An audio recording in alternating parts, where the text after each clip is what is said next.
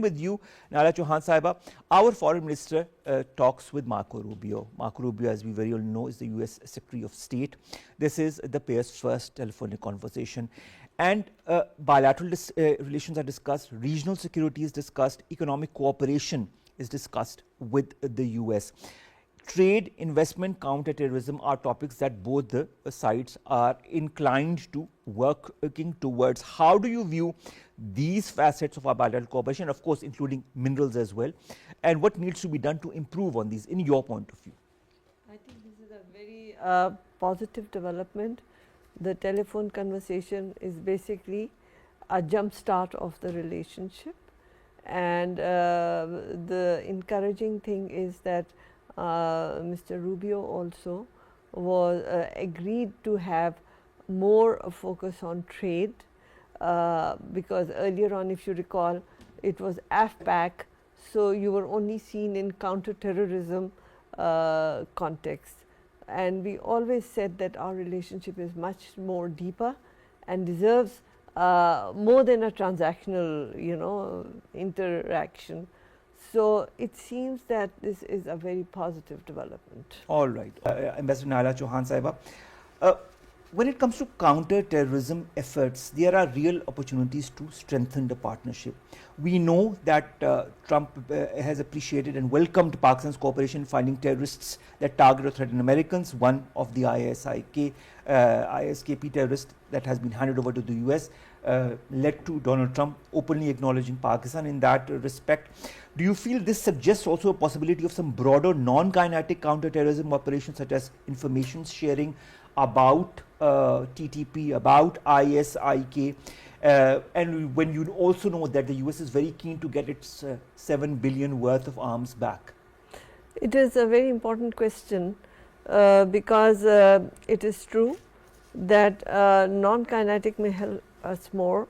The recent unfortunate incidents of the train, Jafar Express. Yes, we have to have more intelligence sharing, and USA has high technology in intelligence sharing. You can see that their support in Ukraine helped them a lot with the intelligence sharing. So I think that is one area we can work, and we have always had military to military cooperation. So intelligence sharing is a very doable thing between the two countries to the mutual benefit and interest of the two. So that is one area we should definitely work on. And then also the recent upsurge of terrorist activities in Pakistan, we have to address it. Our forces are working at it, but an added support will facilitate to stymie the problem, because this has potential to grow. Of course, this is potential to grow, as do other facets of our collaboration. Now, Chohan, a US State Department senior official for South and Central Asian Affairs, Eric Meyer, is in Pakistan. He has met with the Prime Minister as well, in which they discussed different avenues of collaboration, including trade, investment, counterterrorism. But he's also here for the Pakistan Mineral Investment Forum. Yes. And he expressed the hope that this forum is going to provide equal opportunities for investors, and he talked about how US President Donald Trump had highlighted the importance of minerals and mineral resources many times. He also appreciated the resumption of soybean trade between the US and Pakistan as a welcoming sign, because 4 ships carrying 260,000 tons of soybean have recently arrived in Pakistan. Minerals, soybean trade seem to be avenues that the US is currently interested in. How could Pakistan further, involve the US in these sectors?